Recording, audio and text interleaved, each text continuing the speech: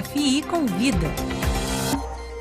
Em meio a um contexto político que segue conturbado, com novos escândalos quase diários, o governo interino de Michel Temer tenta reanimar a economia com medidas que eram já esperadas pelos mercados há bastante tempo. No foco, é claro, conter o rombo nas contas públicas. Vamos conversar então com Octávio de Barros, economista-chefe do Bradesco, que é o segundo maior banco da América Latina, e ele que também é vice-presidente da Câmara de Comércio Brasil-França, lá em São Paulo. Olá, Otávio, como vai? Muito bem, e você? Então, o governo apresentou nesta quarta-feira um pacote ambicioso para conter os gastos públicos no Brasil. E a questão é, o Brasil entra numa era de austeridade agora?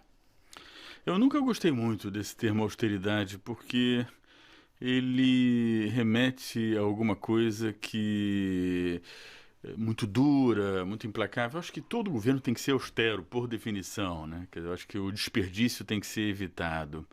Acho que é um princípio basilar para a esquerda, para a direita e tal. O que eu tenho observado é que há um esforço muito grande de trazer uma disciplina no Brasil. O Brasil é um país sem nenhuma disciplina orçamentária. É há bastante tempo, né? Há bastante tempo.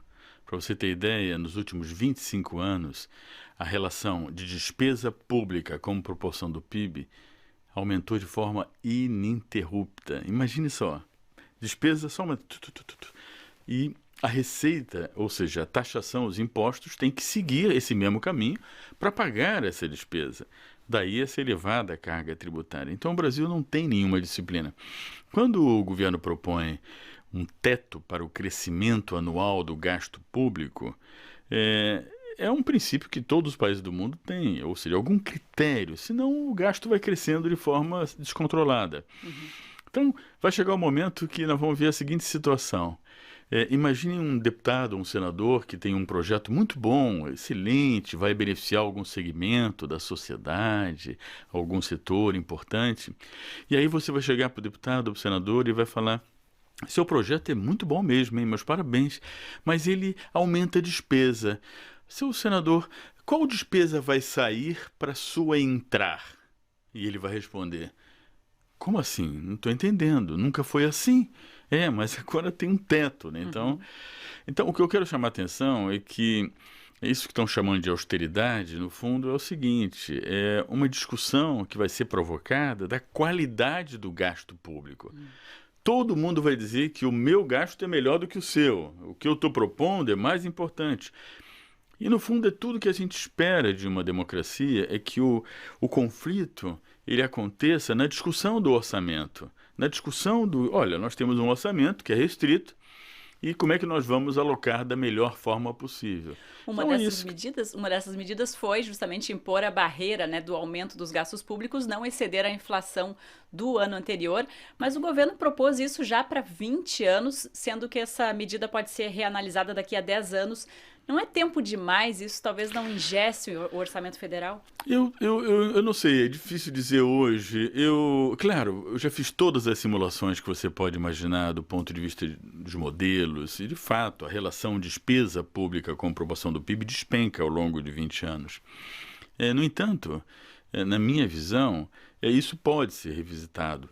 No momento que ficar claro que a dívida pública do governo, como proporção do PIB, começa a se estabilizar e mesmo a cair, eu tenho a impressão que algum tipo de alívio pode ser dado a essa regra hoje rígida. Mas o Brasil precisa desse sinal, porque no momento que a gente aprovar essa regra, que eu chamo regra de governança orçamentária, de disciplina orçamentária, anote o que eu estou dizendo. O risco Brasil despenca, as taxas de juros despencam no Brasil, a leitura dos agentes econômicos internos e externos melhora enormemente, você tira do radar qualquer risco de insolvência. Isso é muito bom, isso melhora bastante a leitura de todos sobre as oportunidades de investimento. Isso pode ser revisto, sem dúvida. E nesse contexto, reforma da Previdência é algo inevitável, na sua opinião? Então, esse é um tema complexo em todos os países do mundo, não é um privilégio do Brasil, né? A gente sabe que é desafiador, a longevidade aumenta muito. No Brasil, impressionante. Acho que foi um dos países emergentes que mais aumentou a longevidade. O que é um É uma ponto coisa muito positivo, boa, né? mas coloca desafios para uma idade mínima ou média hoje de aposentadoria em torno de 53, 55 anos. Há um descompasso, quer dizer, e essa longevidade vai aumentar ainda mais. Eu acabei de participar, recente, alguns meses atrás, do evento lá do Fórum Econômico Mundial em Davos. Eu acho que um dos debates mais importantes de lá tem a ver com essa questão da longevidade.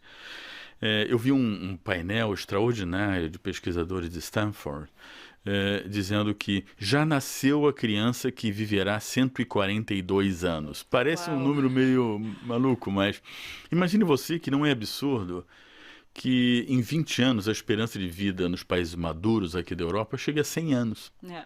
Mas como? O que essas pessoas vão fazer? Como é que vai se financiar a vida delas? Elas merecem ter uma vida financiável. Essa questão da previdência vai estar colocada em um país como o Brasil. É o país emergente que vai mais envelhecer no mundo até 2050. Hoje a idade média do brasileiro é 29 anos. Do Japão é 44 anos, a idade média. Em 2050 nós teremos a idade dos japoneses. Quer dizer, e hoje o Brasil gasta como proporção do PIB a mesma coisa que o Japão gasta como proporção do PIB com previdência.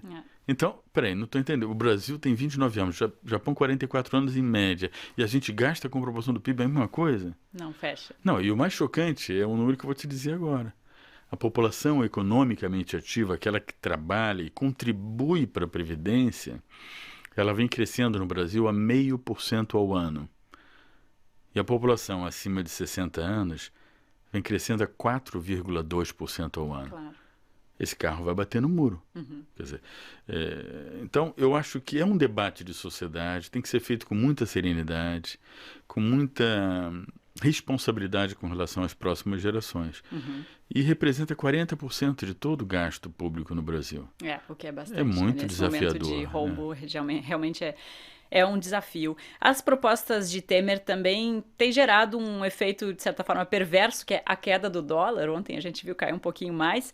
Isso não é perigoso nesse momento em que justamente as exportações têm sido um dos motores aí da economia brasileira?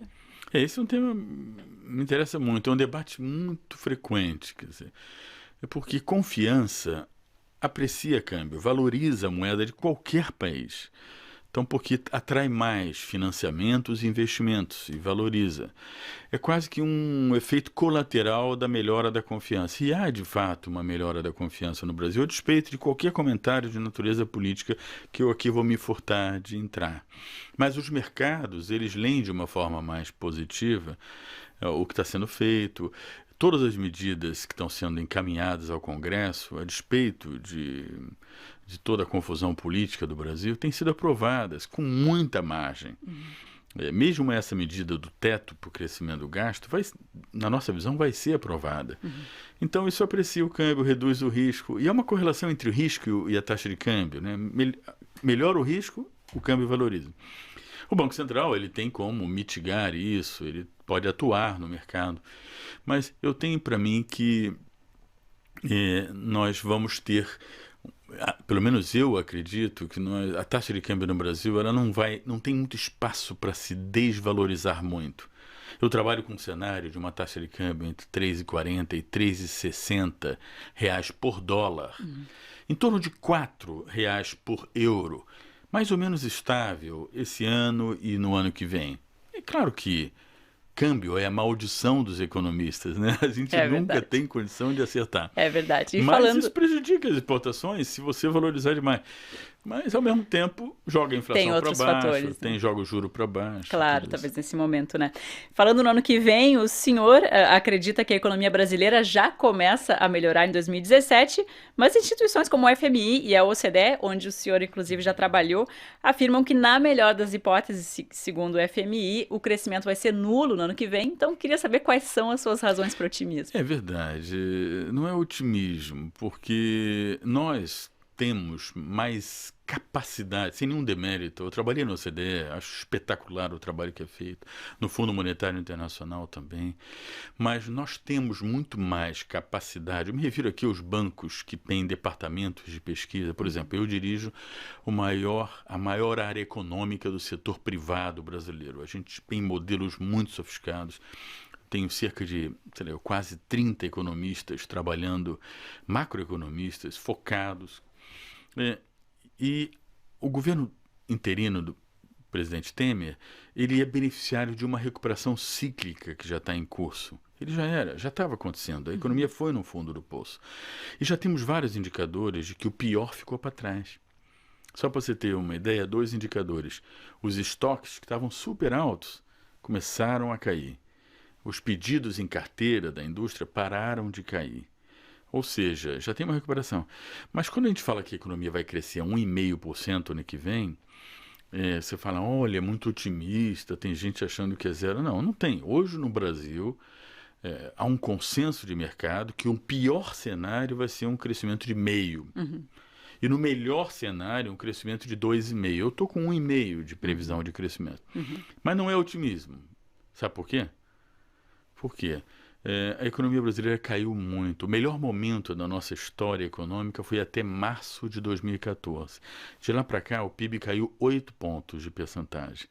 Mesmo com essa recuperação, nos próximos trimestres, nós só vamos voltar ao melhor momento da economia, que foi março de 2014, daqui a 4 anos. Então, quando fala em otimismo, a gente tem que temperar um pouco isso. Claro. É uma recuperação? Sim, é. Tem períodos sombrios ainda pela frente. Não é sombrios, é uma recuperação, a sensação térmica começa a melhorar, tal, mas voltar ao melhor momento ainda vai demorar um certo tempo. E falando em futuro, que impacto teria agora um eventual retorno da presidente Dilma Rousseff ao poder nessas previsões? O Bradesco chega a analisar esse cenário, que a gente vai começar a se desenhar, né, esse cenário em agosto? Como eu te disse, eu me furto aqui de fazer qualquer comentário de natureza política, mas eu me baseio apenas na opinião dos nossos consultores. Nós temos 4 grandes empresas de consultoria na área política que estão nos orientando no sentido de que como vai ser o desfecho desse processo, né, de impeachment. E há uma leitura majoritária desses 4 consultores de que no mês de agosto esse processo se encerra com a votação no Senado. E as 4 consultorias sugerem, não significa que vão acertar, mas sugerem que no Senado haverá aprovação do impeachment com uma certa, não folga, mas com alguns votos a mais do mínimo necessário. Então, claro, a gente tem que trabalhar com cenários alternativos, mas, em princípio, hoje o nosso cenário base ele contempla a continuidade do governo interino, que vai até 2018. O único comentário político que eu poderia lhes oferecer é achar que a pacificação do país, a pacificação política, porque nós vivemos um momento muito complexo, né? Ela só vai se dar mesmo quando nós tivermos eleições gerais. Os brasileiros querem em 2018, provavelmente, não sei se antes, isso vai depender muito da nossa Corte Suprema, tudo isso, né? Mas eu acho que em 2018 a gente pode imaginar algum tipo de pacificação, porque foi um processo muito complexo, né? Muito doído, muito difícil, né? Mas a economia parece que é contraditório dizer isso, mas ela está adquirindo nesse momento, uma certa autonomia. Eu estou vendo como tem uma equipe muito boa, o ministro Meirelles, o Banco Central com um time muito bom, com Ilan Goldfein, BNDES, o Tesouro, Petrobras. Eu acho que isso está fazendo com que no Congresso haja um apoio a essas iniciativas que vão na boa direção. E aí essa confusão política ela não está afetando as votações do Congresso, porque há alta credibilidade do time econômico. É verdade. Então isso é a leitura que nós temos para o médio prazo. Excelente, muito obrigada pela sua presença aqui nos estúdios da RFI, Otávio de Barros, que é diretor do Bradesco e também chefe desse que é o segundo maior banco da América Latina. Muito obrigado.